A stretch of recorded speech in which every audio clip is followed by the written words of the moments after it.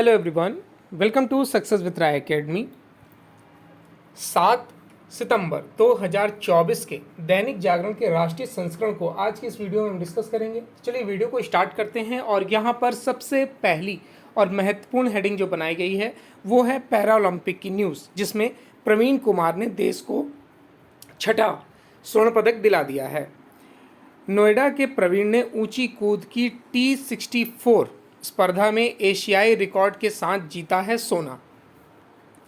देखिए, पेरिस जो पैरालंपिक में एथलेटिक्स में भारतीय खिलाड़ियों का दमदार प्रदर्शन जारी है। शुक्रवार को पुरुषों की ऊंची कूद T64 स्पर्धा में प्रवीण कुमार ने स्वर्ण पदक जीतकर इतिहास रच डाला। 21 वर्षीय नोएडा के प्रवीण ने 2.8 मीटर की कूद लगातार एशियाई रिकॉर्ड ध्वस्त करने के साथ ही देश को छठा स्वर्ण दिला दिया।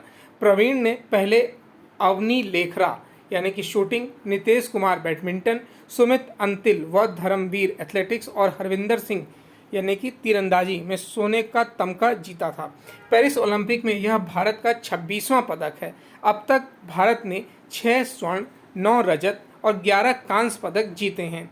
छोटे पैर के साथ पैदा हुए प्रवीण ने टोक्यो ओलंपिक में रजत पदक जीता था। पेरिस में उन्होंने 1.89 मीटर के साथ की शुरुआत की और 2.8 मीटर तक के अपने सभी प्रयासों को पहली ही बार में पूरा किया, लेकिन 2.10 मीटर की ऊंचाई को पार करने में वह तीनों प्रयास में विफल रहे। हालांकि उनसे शीर्ष स्थान पर कोई असर नहीं पड़ा। अनुच्छेद 370 अब इतिहास, यह कभी नहीं हो सकता वापस। आपको पता है 370 अनुच्छेद जो है वो जम्मू कश्मीर को एक विशेष राज्य का दर्जा दिलाता था। यानी वहाँ का जो आरक्षण का नियम या फिर वहाँ का जो राज्य का जो नियम था वो अलग था। कोई भी बाहरी व्यक्ति वहाँ पर ज़मीन नहीं खरीद सकता था, पुत्री को वहाँ पैतृक संपत्ति में हक नहीं होता था। तो ये सब कानून थे जिनको समाप्त कर दिया गया था, यानी अनुच्छेद 370 को समाप्त कर दिया गया था। केंद्रीय गृह मंत्री अमित शाह ने 2 टूक कहा कि अनुच्छेद 370 अब इतिहास बन चुका है और कभी नहीं लौटेगा। नेशनल कॉन्फ्रेंस का एजेंडा कभी जमीन पर नहीं उतरेगा। अनुच्छेद 370 ने जम्मू कश्मीर में आतंकवाद और अलगाववाद को सह दी थी। अब वह युग समाप्त हो गया है और यहाँ स्वर्णिम दौर की शुरुआत हो चुकी है। गृह मंत्री शुक्रवार को जम्मू कश्मीर में भाजपा का संकल्प पत्र जारी करने पहुंचे थे। गृह मंत्री ने कहा कि जम्मू कश्मीर में कुछ दल आतंक भय का माहौल फिर से बनाकर शासन करना चाहते हैं। 5 वर्ष पहले प्रधानमंत्री नरेंद्र मोदी के अनुच्छेद 370 हटाने के ऐतिहासिक फैसले से प्रदेश में शांति, प्रगति और सामाजिक न्याय को बल मिला है। उन्होंने साफ किया कि हम आतंकवाद का साथ देने वालों को जम्मू कश्मीर में नहीं रहने देंगे। आतंक पर और सख्ती से प्रहार कर इसे देश की सीमाओं से बाहर कर देंगे। अनुच्छेद 370 से बाहरी ताकतें हावी हो रही। वह सरकार हुर्रियत जैसे अलगाववादियों को खुश करने के लिए उनके समक्ष नतमस्तक रही है। लोगों से भाजपा को समर्थन देने की अपील करते हुए उन्होंने कहा कि बदलाव के चलते प्रदेश में अब आतंक की जगह पर्यटन ने ले ली है। शाह ने कहा कि पंडित प्रेमनाथ डोगरा से लेकर श्यामा प्रसाद मुखर्जी की शहादत तक ये पूरा संघर्ष पहले भारतीय जनसंघ और फिर भारतीय जनता पार्टी ने आगे बढ़ाया है। मणिपुर के पूर्व सीएम के घर पर रॉकेट से हमला हुआ है, जिसमें एक बुजुर्ग की जान चली गई है। मणिपुर के विष्णुपुर जिले में शुक्रवार दोपहर उग्रवादियों ने एक आवासीय क्षेत्र में रॉकेट से हमला कर दिया। हमले में एक बुजुर्ग की मौत हो गई और 5 अन्य घायल हो गए हैं। राज्य के पूर्व मुख्यमंत्री मोरेम्बांग कोइरेंग के आवासीय परिसर में रॉकेट गिरा। हमले के समय पूर्व मुख्यमंत्री और उनके परिवार का कोई सदस्य घर में मौजूद नहीं था। इस घटना के बाद मणिपुर सरकार ने शनिवार को स्कूल बंद रखने की घोषणा की है। एक आधिकारिक बयान में बताया गया कि जिस समय विस्फोट हुआ उस समय बुजुर्ग परिसर में कुछ धार्मिक अनुष्ठान की तैयारी कर रहे थे। उनकी घटनास्थल पर ही मौके पर यानी कि मौत हो गई। विस्फोट से 13 साल की एक लड़की समेत 5 अन्य घायल भी हो गए हैं।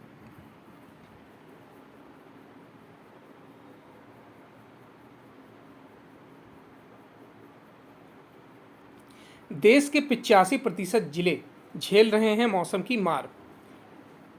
IPE ग्लोबल एवं ESRI इंडिया की ओर से शुक्रवार को जारी report state of extreme climate events in India में कई चौंकाने वाले तथ्य सामने आए हैं। अध्ययन में बीते एक दशक में जलवायु परिवर्तन से जुड़ी मौसमी घटनाओं में 5 और बाढ़ की घटनाओं के 4 गुना बढ़ने को देखा गया है। इसके मुताबिक पूर्वी भारत के जिले बाढ़ की घटनाओं के लिए अधिक संवेदनशील हैं। इसके बाद देश के उत्तर पूर्वी और दक्षिणी भागों का स्थान है। देश के 85% से अधिक जिले बाढ़, सूखा, चक्रवात और लू की अधिकांश आशंका से ग्रस्त हैं। इनमें 45% जिले ऐसे हैं जहां पहले पारंपरिक रूप से बाढ़ का खतरा था। अब वहां सूखे की स्थिति पैदा हो रही है और सूखे वाले इलाके में बाढ़ की स्थिति उत्पन्न हो रही है। त्रिपुरा, केरल, बिहार, पंजाब, झारखंड के जिलों में पारंपरिक जलवायु परिस्थितियों में बदलाव की यह प्रवृत्ति सबसे अधिक देखी गई है। अध्ययन में यह भी सामने आया है कि सूखे की घटनाओं में 2 गुना वृद्धि हुई है, विशेष रूप से कृषि और मौसम संबंधी सूखे में। चक्रवात की घटनाओं में 4 गुना वृद्धि हुई है। बिहार, आंध्र प्रदेश, उड़ीसा, गुजरात, राजस्थान, उत्तराखंड, हिमाचल प्रदेश, महाराष्ट्र, उत्तर प्रदेश और असम के 60% से अधिक जिले एक से अधिक चरम जलवायु घटनाओं का सामना कर रहे हैं। बिहार में हत्याकांड के पहले घंटे में गिरफ्तारी, 14वें दिन आरोप पत्र और 50वें दिन मिली सजा। तारीख पर तारीख के लिए आलोचना झेल रही न्याय व्यवस्था के लिए यह खबर सुखद है। बिहार के सारण जिले के धानाडीह गांव में हुए तिहरे हत्याकांड में पुलिस और कोर्ट दोनों ने मिलकर नजीर पेश की है। त्वरित कार्रवाई, वैज्ञानिक अनुसंधान और सीपीडी ट्रायल के जरिए हत्याकांड में शामिल दोनों अभियुक्तों को महज 50 दिनों में उम्र कैद और 25-25 हज़ार रुपये के अर्थदंड की सजा सुनाई गई है। इस कांड में केवल 1 घंटे के अंदर अभियुक्तों को गिरफ्तार कर 14वें दिन पुलिस ने आरोप पत्र दाखिल कर दिया है। बिहार पुलिस का दावा है कि यह भारतीय न्याय संहिता के तहत हत्या जैसे गंभीर मामले में देश भर में दी गई पहली सजा है। इस उपलब्धि पर शुक्रवार को डीजीपी आलोक राज ने सारण के एसपी डॉक्टर कुमार आशीष और उनकी 6 सदस्यीय टीम को प्रशस्ति पत्र देकर सम्मानित किया।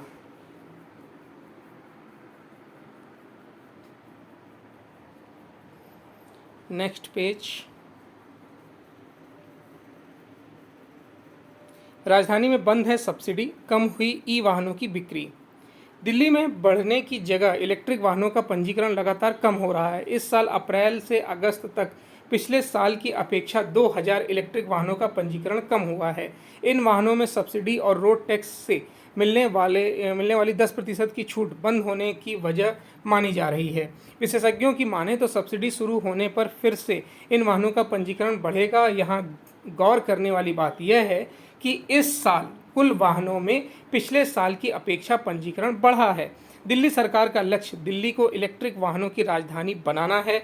इसके तहत सरकार दिसंबर 2025 तक कुल पंजीकरण होने वाले वाहनों में से 25% इलेक्ट्रिक वाहनों का लक्ष्य लेकर चल रही है।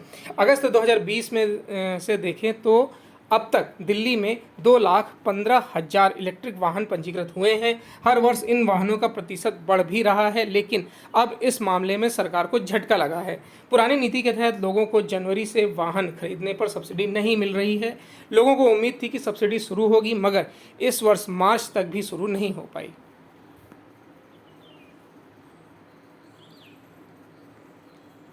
जल संरक्षण केवल नीति नहीं, पुण्य का काम है। मोदी।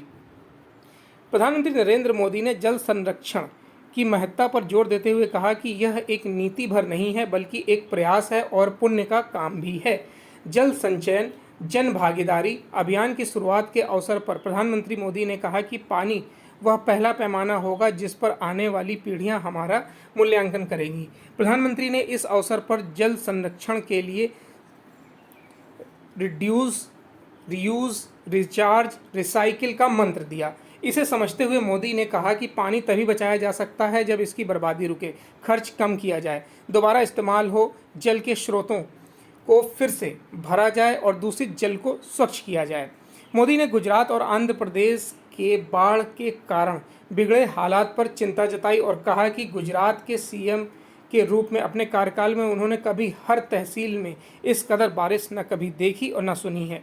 गुजरात को इस बार बहुत बड़े संकट का सामना करना पड़ रहा है। विभाग स्थिति से निपटने के लिए पूरी तरह तैयार नहीं थे। हालांकि राज्य और देश के लोग कंधे से कंधा मिलाकर खड़े हैं। शुक्रवार को गुजरात में शुरू किए गए जल संचयन और जन भागीदारी अभियान के तहत राज्य में जल संरक्षण के लिए 24,000 से अधिक संरचनाओं का निर्माण किया जाना है। लखनऊ में थिएटर कमांड के गठन पर बढ़े निर्णायक कदम। रक्षा मंत्री राजनाथ सिंह के नेतृत्व में लखनऊ में हुई ज्वाइंट कमांडर्स कॉन्फ्रेंस में चीन और पाकिस्तान की चुनौतियों का मजबूती से जवाब देने के लिए थिएटर कमांड का फाइनल ब्लूप्रिंट तैयार किया गया है। रूस यूक्रेन के बीच युद्ध के हालात और बांग्लादेश में तख्तापलट से निपटने की तैयारी पर बात हुई तो तीनों सशस्त्र सेनाओं को भविष्य के लिए तैयार रहने की योजना बनी। आमने सामने की लड़ाई की जगह आर्टिफिशियल इंटेलिजेंस पर जोर दिया गया। लखनऊ में पहली बार ज्वाइंट कमांडर्स कॉन्फ्रेंस का आयोजन रक्षा मंत्री की पहल पर किया गया। भारत की बढ़ती ताकत का जिक्र करते हुए उन्होंने कहा कि ब्रह्मोस मिसाइल का लखनऊ में निर्माण हो रहा है। पिछले दिनों परमाणु क्षमता वाली पनडुब्बी अरिघात का लोकार्पण किया गया। यह 750 किलोमीटर तक मार करने वाली स्वदेशी परमाणु पनडुब्बी है। सीडीएस जनरल अनिल चौहान के नेतृत्व में तीनों सेनाओं के शीर्ष कमांडरों ने सशक्त और सुरक्षित भारत सशस्त्र बलों का परिवर्तन थीम पर अपनी योजना साझा की है। हर पंचायत में सामाजिक न्याय मजबूत करने में जुटी है सरकार। सामाजिक न्याय का बिगुल फूंककर विपक्षी दल इस बार लोकसभा चुनाव के मैदान में उतरे थे और फिर आगे भी इसी मुद्दे के साथ चलने की तैयारी में है। इस बीच भाजपा के नेतृत्व वाली केंद्र सरकार का प्रयास है कि लोकतंत्र की सबसे निचली इकाई पंचायत स्तर पर सरकार के सामाजिक न्याय और सामाजिक सुरक्षा के संदेश को पहुंचाया जाए। देश की प्रत्येक पंचायत को किस तरह सामाजिक रूप से न्याय संगत और सुरक्षित बनाया जाए, इस पर मंथन के लिए पटना में 10 से 12 सितंबर तक 3 दिवसीय राष्ट्रीय कार्यशाला आयोजित की जा रही है। इसमें देश भर से लगातार 800 प्रतिनिधि शामिल हो रहे हैं।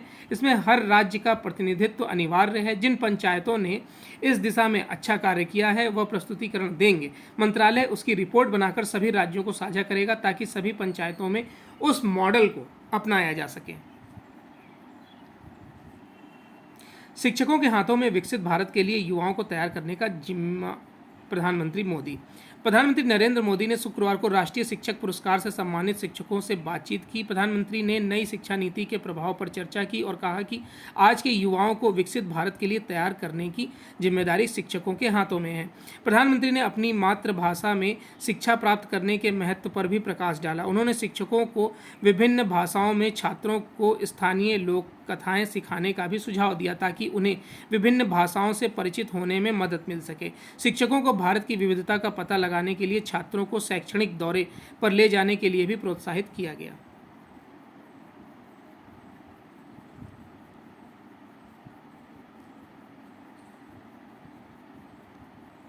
सेबी प्रमुख को बुलाने पर निर्णय लेगी पीएसी।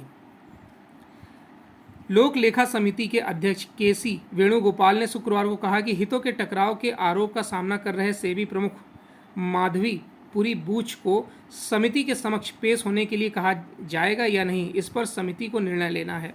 माधवी बूच के खिलाफ आरोपों को लेकर इन दिनों राजनीतिक तूफान उठा हुआ है। भाजपा सांसद और समिति के सदस्य निशिकांत दुबे ने इस सुझाव पर सवाल उठाया कि क्या आरोपों के आधार पर बूच की जांच की जा सकती है। पीएससी केवल आधिकारिक निकायों द्वारा तैयार तथ्यात्मक रिपोर्ट के आधार पर ही किसी मामले की जांच कर सकती है। अमेरिकी short selling firm Hindenburg research ने बूच के खिलाफ हितों के टकराव का आरोप लगाया था। हालांकि बूच ने आरोपों से साफ इनकार किया है।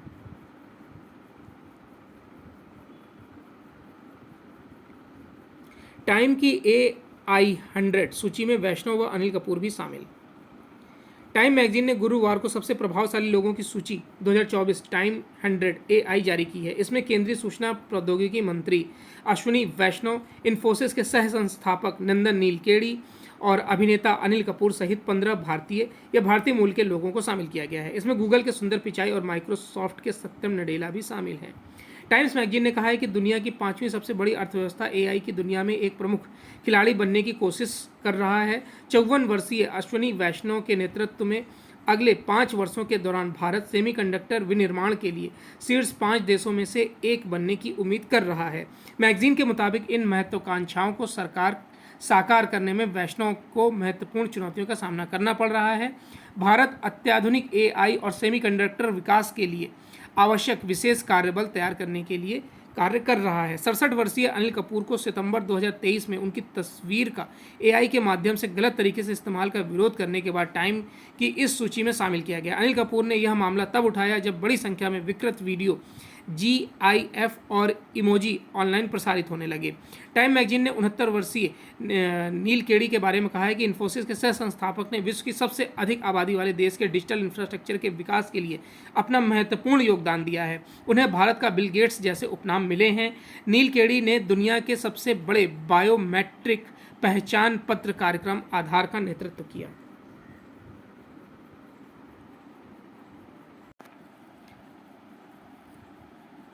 एडिटोरियल पेज का पहला आर्टिकल है कि सांसदों की सीमित स्वतंत्रता। ये आर्टिकल लिखा है राजनीतिक शास्त्र के प्रोफेसर एवं वरिष्ठ स्तंभकार शंकर शरण द्वारा। अपने देश में प्रायः ही किसी सांसद या विधायक के किसी वक्तव्य पर उसकी पार्टी के नेता नाराज होकर उसकी सार्वजनिक रूप से खिंचाई करते हैं, उसे केवल पार्टी लाइन के अनुसार बोलने की चेतावनी देते हैं, जबकि जो नेता अपने दल के सांसदों की स्वतंत्र अभिव्यक्ति को फटकारते हैं वे स्वयं दूसरे बलों को नीचा दिखाने के लिए घटिया, झूठी और उत्तेजनाजनक बयानबाजी करते हैं। यह अनैतिक तो है ही, देश हित की दृष्टि से आत्मघाती चलन भी है। यदि सर्वोच्च विस्तार सभा यानी संसद के सदस्य ही अपने विचार नहीं रख सकते हैं तो इसका असर अन्य सभी वैचारिक शैक्षणिक संस्थानों क्रियाकलापों पर पड़ता है। आखिर जो अधिकार सांसद को नहीं वह किसी अन्य को क्यों नहीं हो सकता है। संविधान का कोई अनुच्छेद अथवा संसद का कोई नियम संसद सदस्यों को अभिव्यक्ति की स्वतंत्रता से वंचित नहीं करता है। संविधान के अनुच्छेद 19 में अभिव्यक्ति की स्वतंत्रता का मौलिक अधिकार सभी नागरिकों के लिए है। राजनीतिक दलों के सुप्रीमो अपने सांसदों को इससे वंचित करके मूल मानवीय अधिकार पर चोट करते हैं। यदि सांसद की कोई बात गलत है तो उसकी गलती प्रामाणिकता दिखाई देना अधिक सटीक उत्तर है। इसके साथ ही सबको लाभ होना चाहिए, जबकि सेंसरशिप से अंततः सबकी हानि होती है। सांसदों को ही अभिव्यक्ति की स्वतंत्रता से खुलेआम वंचित कर देश को दुनिया के सामने हीन भी बनाता है, क्योंकि यह अपने ही संविधान और संसद की हेठी करता है। यह ध्यान रहे कि कम्युनिस्ट देश में दलीय निर्देश पर सारे सांसदों द्वारा बंधी बधाई बातें ही कहते हैं कि रीति ही उनके वैचारिक, नैतिक और राजनीतिक क्षति हुई है। किसी भी समस्या पर खुली चर्चा के बजाय संसद तोता रटन दिखावटी विमर्श का स्थान बनता जा रहा है। फलतः अच्छे जानकार सांसद चुपचाप मिथ्या दावों और नीतियों को स्वीकार करने के लिए बाध्य हो गए हैं। पूरी जनता भी सदा अंधेरे में रही है। सोवियत रूस और पूर्वी यूरोप के सभी कम्युनिस्ट देशों में 1989 से 91 के दौर में इसी के आश्चर्यजनक नज़ारे दुनिया ने देखे थे। इससे पहले इन देशों की संसद में किसी भी विषय पर कोई सच्चा विमर्श नहीं हुआ। सब कुछ पार्टियों के शीर्ष नेताओं द्वारा रचा और झूठा आकलन था, जिससे उन देशों के नीति निर्माण और जनता पर जबरन थोपा गया। इससे इन देशों की अपूर्णीय बौद्धिक क्षमता हुई है, जिससे परिणाम स्वरूप वे अभी भी झेल रहे हैं। इसकी तुलना में यूरोपीय और अमेरिका में संसद खुले विचार विमर्श का स्थान ले रहे हैं। हर प्रकार के विचार, सुझाव और विरोध को अबाध स्वतंत्र रहने का ही शोध है कि जो ये आज आकलन, स्वास्थ्य नीति या गतिविधि व्यवस्था बनाए रखने में सफल रहे हैं। स्वतंत्र भारत के संविधान में यूरोपीय अमेरिकी लोकतंत्र वाली भावना और प्रावधान रखे गए थे, पर व्यवहार में धीरे धीरे कम्युनिस्ट वालों का चलन बढ़ता ही चला गया। इसके परिणाम स्वरूप दुष्परिणाम यह हुआ कि उसी तरह अल्पसंख्यकवाद का बढ़ता एकाधिकार, कश्मीर में हिंदुओं का सफाया, कई अन्य इलाकों में वही दिशा, शैक्षणिक क्षेत्र में बढ़ती राजनीति, क्षरण, नियमित प्रतिभा पलायन आदि गंभीरता मुद्दों पर हमारी संसद का इतिहास एक लज्जाजनक चुप्पी साधे रहा, क्योंकि सांसदों पर राजनीतिक दलों की असंवैधानिकता, अनैतिक लगाम। यह दयनीय स्थिति केवल इसलिए छिपी रही क्योंकि सभी दलों के नेता इस संकीर्ण स्वार्थ में समान रूप में डूबे रहे। इसलिए अभी बांग्लादेश में हिंदुओं पर हो रहे जुल्म पर हमारे किसी सांसद ने संसद में चर्चा का प्रस्ताव नहीं दिया।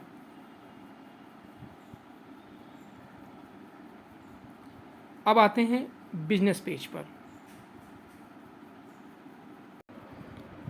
नेक्स्ट न्यूज़ है बिजनेस पेज से कि कमज़ोर वैश्विक संकेतों से लुढ़के शेयर घरेलू बाजार, यानी कमज़ोर वैश्विक संकेतों और विदेशी निवेशकों की निकासी के बीच आईटी, तेल और गैस और सरकारी बैंकों के शेयरों में बिकवाली के कारण घरेलू शेयर बाजार शुक्रवार को लगातार चौथे दिन गिरावट के साथ बंद हो गए। ये शेयर मार्केट की न्यूज़ है, इसको स्किप करते हैं। ये भी जो बाजार ये न्यूज़ है कि बाजार के निवेश सूचकांक में भारत ने चीन को पीछे छोड़ा। ये भी शेयर मार्केट की न्यूज़ है जो हमारे लिए इम्पोर्टेंट नहीं है। इजरायली कंपनी के साथ चिप निर्माण में उतरा अदानी समूह। तो ये अरबपति कारोबारी गौतम अडानी का अदानी समूह और इजराइल का टावर सेमीकंडक्टर महाराष्ट्र में 100 अरब डॉलर यानी कि 83,000 करोड़ रुपए की लागत से एक सेमीकंडक्टर संयंत्र लगाएगा। इस बात की जानकारी राज्य के मुख्यमंत्री एकनाथ शिंदे ने गुरुवार को इंटरनेट मीडिया प्लेटफॉर्म एक्स पर दी है। भारत ने वैश्विक चिप कंपनियों को देश में अपनी मैन्युफैक्चरिंग इकाइयाँ स्थापित करने के लिए कई कदम उठाए हैं। प्रधानमंत्री नरेंद्र मोदी देश को दुनिया का चिप मेकर हब बनाने का लक्ष्य रख रहे हैं। और बिजनेस पेज में ऐसी कोई न्यूज़ नहीं है जिसको डिस्कस करें। इंटरनेशनल पेज पर आते हैं। युद्ध है जिसको स्किप करते हैं हम। पीएम मोदी से अमेरिका में मिलने को उत्सुक यूनुस। बांग्लादेश की अंतरिम सरकार के मुख्य सलाहकार मोहम्मद यूनुस प्रधानमंत्री नरेंद्र मोदी से मिलने को उत्साहित हैं। बांग्लादेश सरकार की तरफ से इस बारे में संदेश भेजा गया है। यूनुस और मोदी इस महीने संयुक्त राष्ट्र की सालाना बैठक में हिस्सा लेने के लिए अमेरिका में रवाना होंगे, लेकिन भारत ने बांग्लादेश सरकार के आग्रह पर अभी कोई मन नहीं बनाया है। खास तौर पर जिस तरह से एक दिन पहले यूनुस ने पूर्व प्रधानमंत्री शेख हसीना के बयान को लेकर भारत के बारे में जो बातें कहीं, उसके बाद विदेश मंत्रालय कुछ सकारात्मक रुख नहीं ले रहा है। नेक्स्ट न्यूज़ है कि अमेरिकी चुनाव में दखल देने की कोशिश कर रहे हैं रूस, चीन और ईरान। अमेरिका में 5 नवंबर को होने वाले राष्ट्रपति चुनाव में अब 2 महीने से भी कम समय बचा है। ऐसे में डेमोक्रेट और रिपब्लिकन दोनों दलों ने पूरी ताकत झोंक दी है। इस बीच यह दावा किया गया है कि रूस और चीन और ईरान चुनाव में दखल देने की कोशिश कर रहे हैं। एक वरिष्ठ अमेरिकी खुफिया अधिकारी ने शुक्रवार को कहा कि रूस सबसे सक्रिय विदेशी विरोधी है जो राष्ट्रपति चुनाव को प्रभावित करने की कोशिश कर रहा है। चीन भी चुनाव को प्रभावित करने का प्रयास कर रहा है, जबकि ईरान पहले ही तुलना में ज़्यादा सक्रिय है। चलिए, तो ये आज का 7 सितंबर 2024 का दैनिक जागरण का राष्ट्रीय संस्करण था। आई होप आपको वीडियो अच्छा लगा होगा। अगर वीडियो अच्छा लगा हो तो लाइक और शेयर कर दीजिएगा। वीडियो देखने के लिए धन्यवाद।